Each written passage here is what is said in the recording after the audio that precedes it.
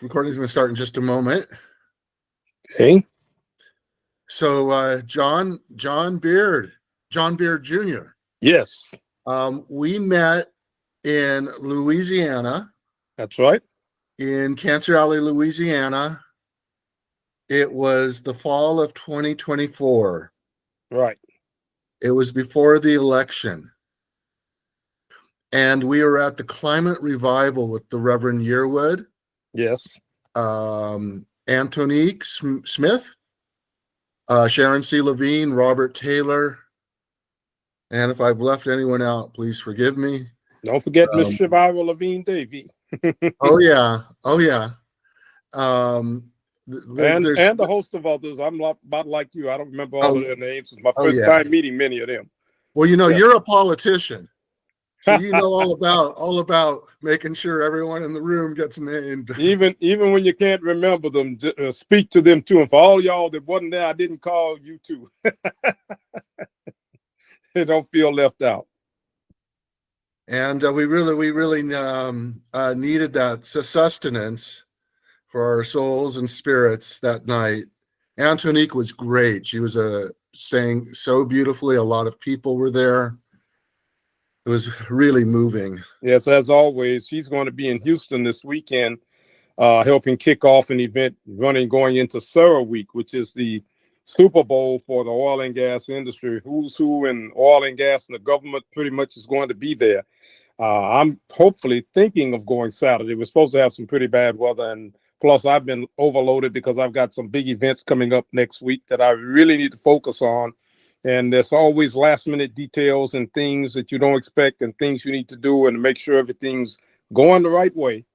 So we're gonna try and see. Maybe we can break away for a few hours, but I know she's gonna be there, and I know she's gonna knock them out as usual. John, just to orient folks who may be listening to this, you're a former member of the city council, among other public posts that you've held, for Port Arthur, Texas. Right. Uh, Yes, former mayor pro tem and city council member, three-term city council member. I was term limited, even though there are those that want me to run again. We've got mayoral elections coming up, but I'm chosen not to stick my foot in that bit of water because it's a little too hot or too cold. But I have a lot of work in this space to do, and I'm not going to be able to do justice to both of them. They both are going to require quite a bit of me, and I'm not as young as I used to be, and nor as full of that kind of fire that is necessary to take on that kind of challenge. So I'm going to work in this space because I believe I can get a lot more accomplished, and I still have something up my sleeve to help my comrades on the city side of things because they do need some help. And I'd be remiss if I didn't hear their voices and hear the voice of people in the community wanting me to go back and serve them again. But I'm trying to serve in this way. I've made that transition, and only one thing at a time. I'm not good at multitasking, and I'm not going to try to take on that much. But there are ways that I can affect the process, and that's what I want to be able to do and be involved in. John, in this time when the Trump administration is stripping back all the environmental progress, and we made a lot during the Biden administration. Yes. And I hope to share so much of the progress we made as a vision of where we need to be again while we resist. But at this time, it seems to me the marketplace is one of the most important factors in cleaning up the environment and specifically lessening demand for plastic. Right. And I know this is a big issue for you. And in December, you went to Korea. Tell us about your meeting in Korea, what it was held for. It was an international meeting, and what went on there. Yes, well, I am a member of a civil society organization called BFFP, or Break Free from Plastics.org.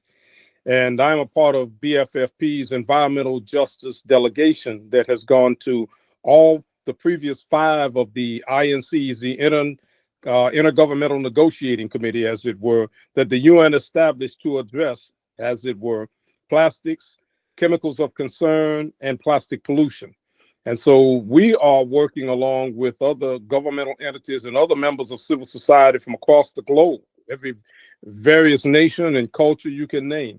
We're working with them to make sure that we have, as we said, at the conclusion of INC 5, which is now going to go into INC 5.2. We did not finish up and get a treaty formalized in Busan. So we're going to have to go, as they say in baseball or sports, into extra innings to try to get this work done. But in large part, that wasn't accomplished simply because certain member nations, a group called like-minded nations, which are Russia, China, the Arabic world, India, and others, simply do not want a treaty that has any teeth into it, that's not binding, that's simply voluntary, and they question every single thing that you look at that you're trying to get that can make a difference. They simply don't want to do it. So they want the status quo, they want business as usual, and that's unacceptable. And the very last night that we were there, in the last plenary session, it began about 6:30, 7 o'clock that evening and lasted until 3 that morning.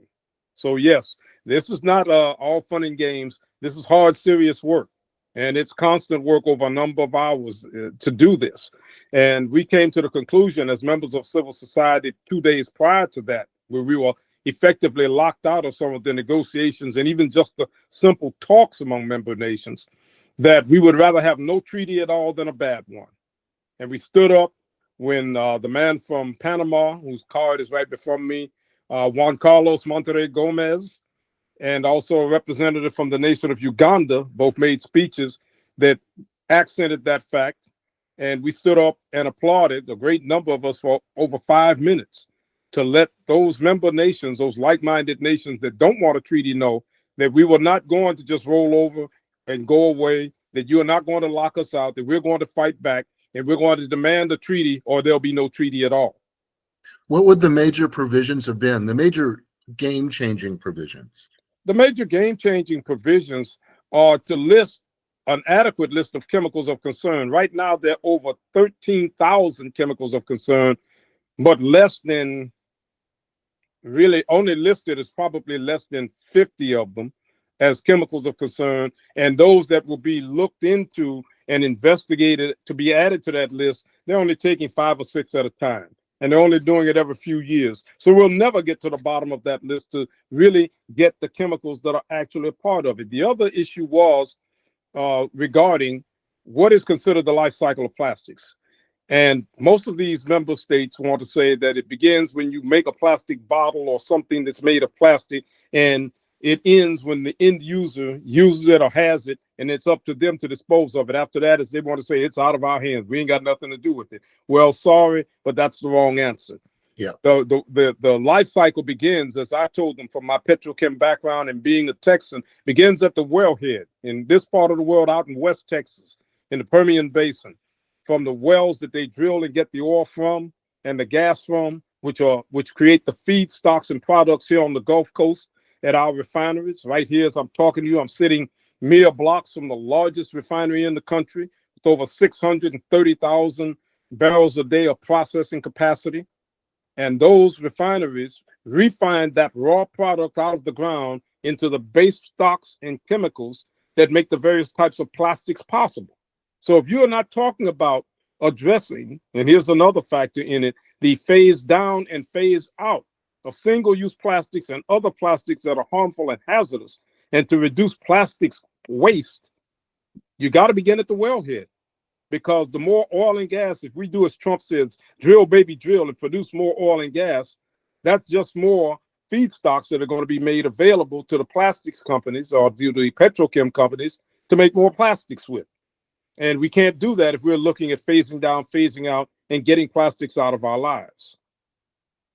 You know, you could take a simple plastic item like a straw, and that you get at McDonald's or another place. And I remember in 2012, I did something really, really evil. I ran for political office.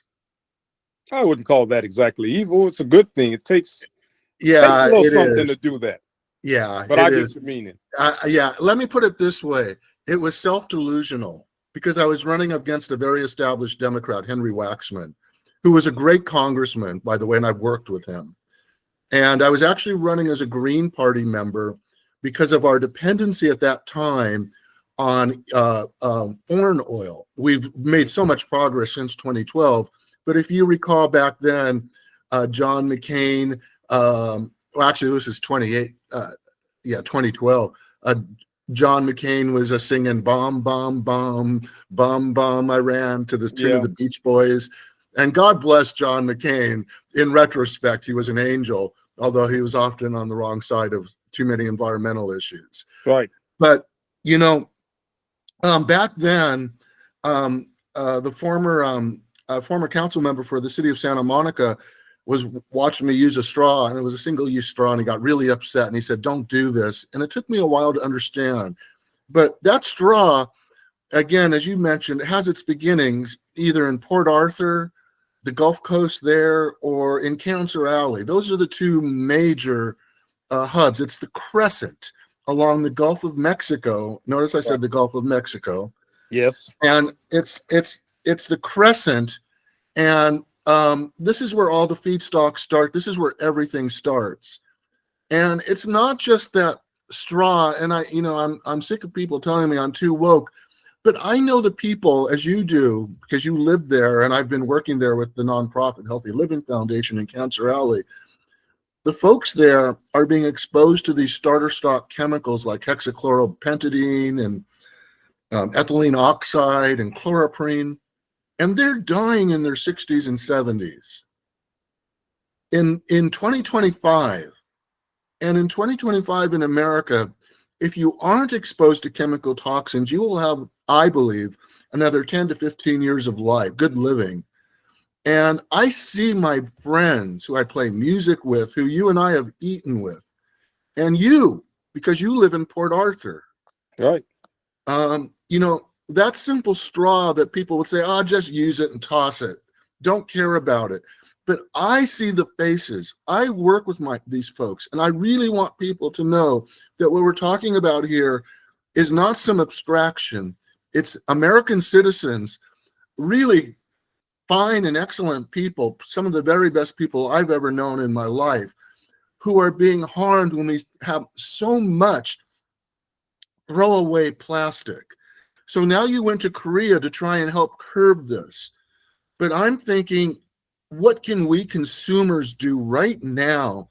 What are your thoughts? Because in a time of Trump, we've got to take action ourselves and make whatever small difference we can. John, what are some of your suggestions and ideas? Well, the first thing I would tell people is you've got to educate yourself on the issue and understand why these plastics, which we so commonly accept, are dangerous. They actually are. Plastics are oil, as we like to say. It's an odd way of saying it, but it is oil. It's made from oil and gas. And we know that oil and gas is toxic. All you've got to do is the next time you go fill up your car or use oil to put oil in your car or vehicle or some equipment you use, you're going to notice this warning on the label about it being possibly a cancer hazard and threat. Even the breathing of vapors as you're fueling your car, you'll see that on the gas pumps. All you got to do is look for it. So we've got to educate people that if it's harmful in that form, it's even more harmful when it's used to package your food, when it's used to transport the water that you use in your house, when it's used to have liquids in containers and or package fruits and vegetables and whatever. Any type of plastic that contains these chemicals and substances is potentially harmful to you. And the sad part about it is we've only scratched the surface on those ones that we know. What about the ones we don't know that we're using and taking for granted, like the simple straw? And the sad part about all of this is that they say that we can recycle our way out of it. Well, America needs to do as one of the companies did one time and put a tracing device, one of those, I guess you'd say, devices that Apple uses to trace where this goes. And it didn't go to a recycling center and get recycled. Less than 10% of all plastics created gets recycled. It was put on a barge or on a ship, and it was sent overseas to Indonesia and Indochina and that portion of the world where it was dumped on the ground and dumped in communities. And then you have waste pickers, some of them children that could be our children or grandchildren or our children's children, barefoot and with nothing on their hands, going through there and picking and sorting out plastics that they might be able to turn in, like people collect cans here, to be able to try to make a living. But yet, the recycling isn't being recycled at all, the recyclable material. It's being laid there on the ground, in some cases burned, which releases more toxins into the air, just the same as the refineries that are processing the chemicals that make it are doing.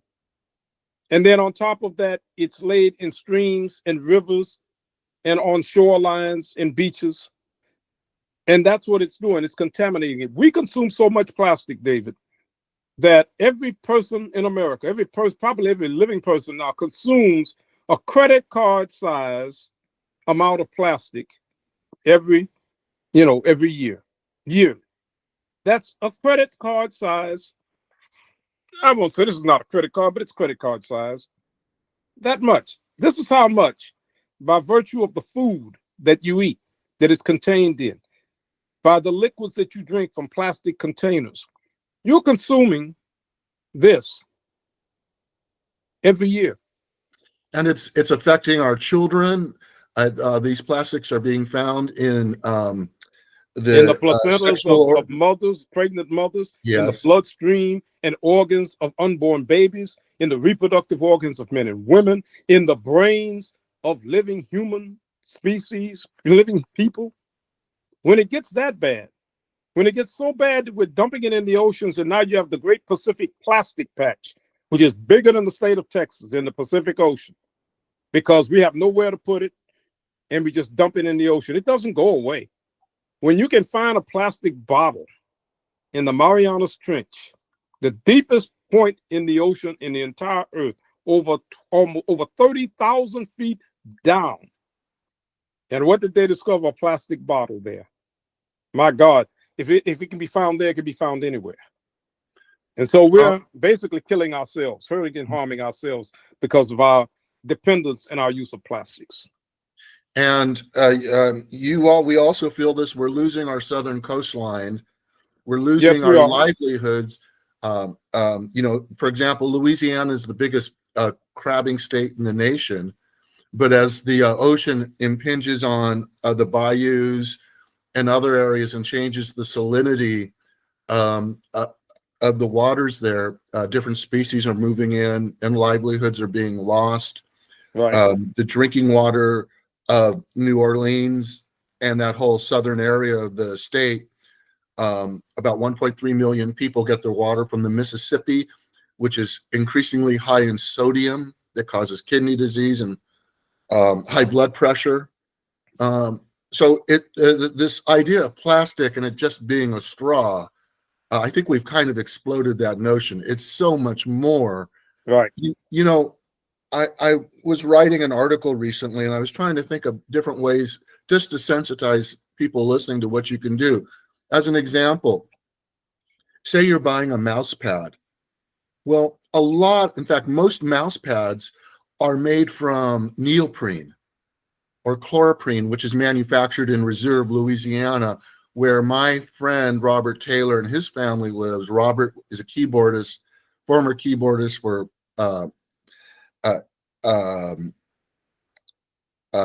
Otis Redding, Sam Cooke, right, and Etta, and these are really good people. And so I'm trying to think, how can we reduce our demand for plastic and neoprene? Well, you can buy a mouse pad now made from cork.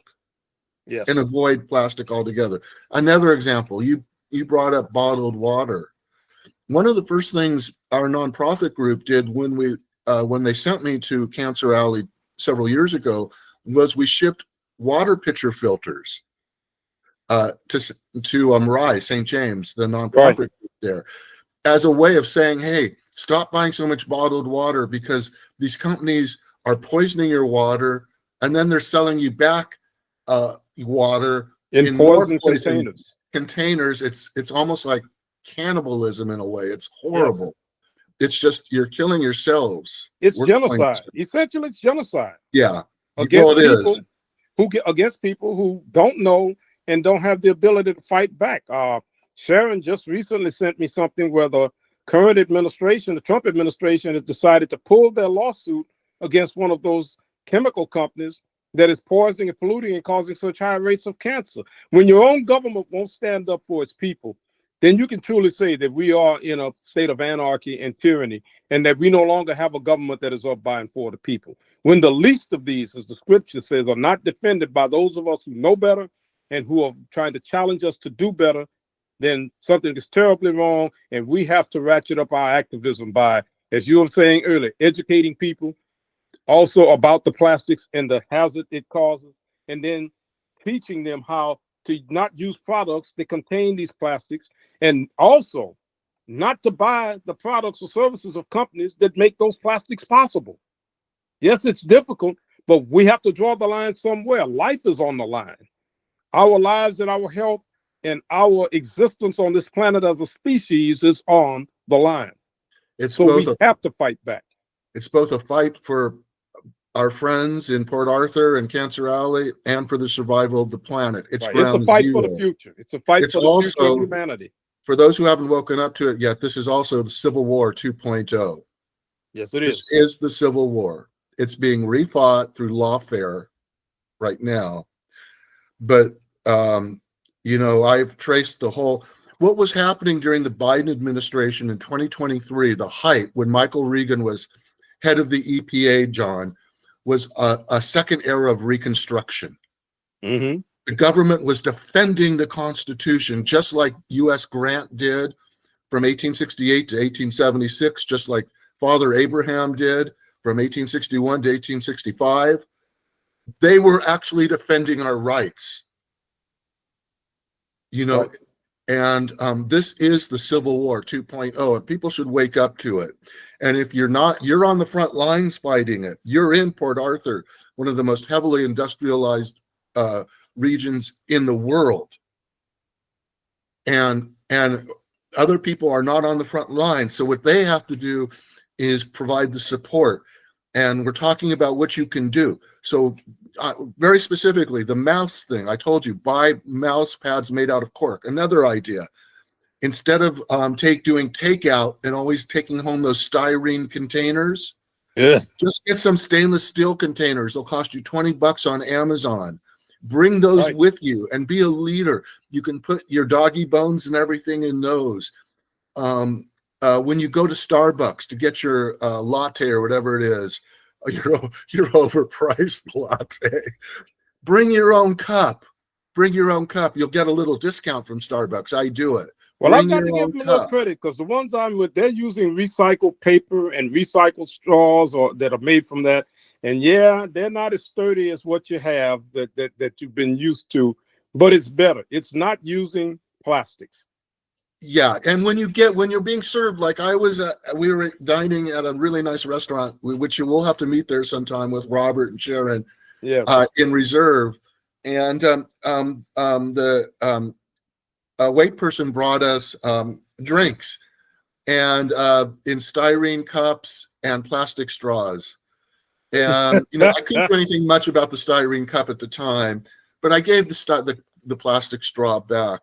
Each of us can educate our friends. We don't have to be pedantic about it. No. Look, this is really a really American and beautiful thing. It's caring and it's being smart.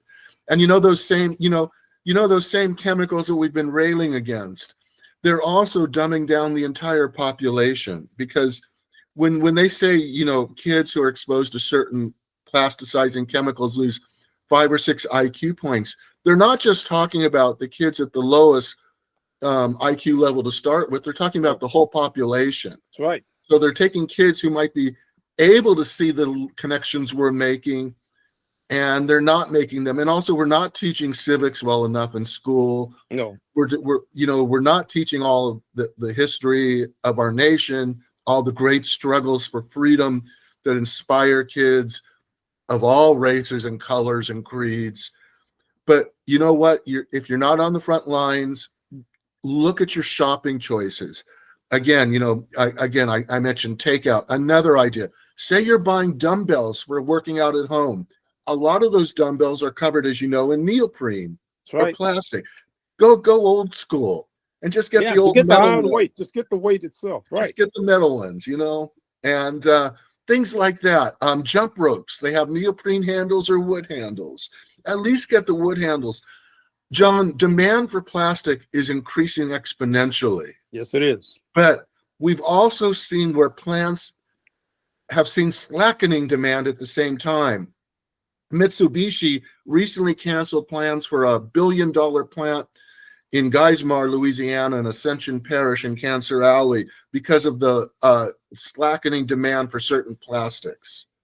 There's a plant planned called Formosa, which you know Formosa, you know that company, for Cancer Alley, Louisiana, and St. James. Everyone, please, please, please, please, please be more conscientious, slacken that demand for plastic so we can stop this plant. This plant is not just about my friends in Louisiana, it's about survival of the planet.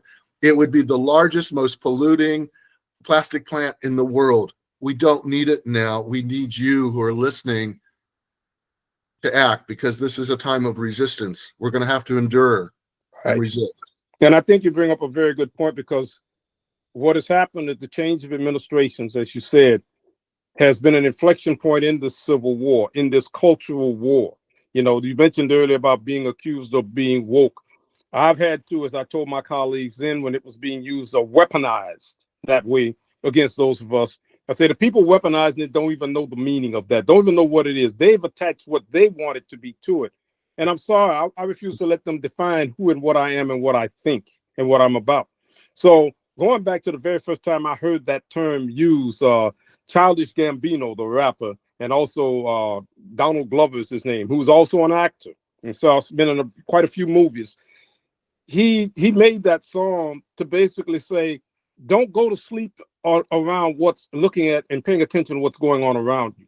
Stay woke and stay engaged. And that's what we have to do. So with this new administration, we're at an inflection point where we don't have the allies or the ability to fight in the conventional way we did before. So now we have to pivot and change to a different strategy that is going to allow us to affect the change we wish to seek. And one of those ways is still legislatively and dealing with the laws, but not from the aspect so much of environmental justice as it is from what the companies and all of these politicians and their billionaire friends like most: money. Is it financially feasible to build one of these plants when it can cause so much harm and damage to the environment and people, where you can overbuild as you're doing in some of these industries right now, and where you're going to have stranded assets, which are going to cost money, which are going to harm the economy, which is going to harm your stock and shareholders? When you speak the language that they understand best, dollars and cents, stockholder and shareholder value, and their public image, their good name, image, and reputation, when you attack that to show them for not being the type of people we need them to be in their companies, then they have to make a change. They will pivot. So we've got to do a better job of conveying that message and that information so that we bring and enlist more people into this fight in a way that is constructive and move the needle more in our direction, because everything's under attack and you can't attack everything. But as I tell people, find you a spot. There are plenty of spots here. Find you one and do what you can where you are. You don't have to be on the front lines. So those of us on the front lines got to have some backup, and we got to have some support. Everybody has a part to play. Find your part and do it, and do the best you can, and then find someone else that you can share that with and get them to do it. But we all have to be contributors and work on it. We cannot give in to fear, and we cannot not act with courage. Courage is nothing more than doing what you know you need to do when everything else tells you you can't do it, or when you're scared to do it. The only way you overcome fear is with courage, and you gain that courage from, of all things, love. From the love of your family members, from the love of yourself, your neighbors, your friends. That love will compel you to do more for them and thus for yourself than any amount of rationalization or talk or speeches that I and anyone else could ever give. If I love you enough to care for you, then I've got to look out for your best interests, and you've got to look out for mine. That's our only salvation, David. You've got to love and care enough to take this thing back with not the weapons of war, as a song I heard say one time, but with the weapons of peace, with the weapons that are going to enhance our chances for survival. Once again, life is on the line. And if we don't do this, who's going to do it, and who will be left to do this? Folks, we've been talking to John Beard. He's the former mayor pro tem of Port Arthur, Texas, former council member, an industry insider who has been in the oil and gas industry for over 37 years, who's speaking honestly to us. If you want to learn more about what to do to protect yourself and your family, I have a new book out called Raising Healthy Kids, Protecting Your Children from Hidden Chemical Toxins. You can go to Amazon, Google my name, David Steinman, Raising Healthy Kids, and you'll find it. You can follow me at David Steinman _author at Instagram, David Steinman 99. On Twitter, that's my new account. My old account from Twitter seems to be locked out. I'm not a big fan of Elon anyway. But, you know, visit me at Instagram. I'm a little bit more Zuck than Elon. John, this has been a great interview. We will follow up again. Sure. And I want to wish you Godspeed on everything you're doing for us. And you stay healthy. You do the same, David. Let's talk again in a few weeks. Thank you very much for this. Thank you. Anytime.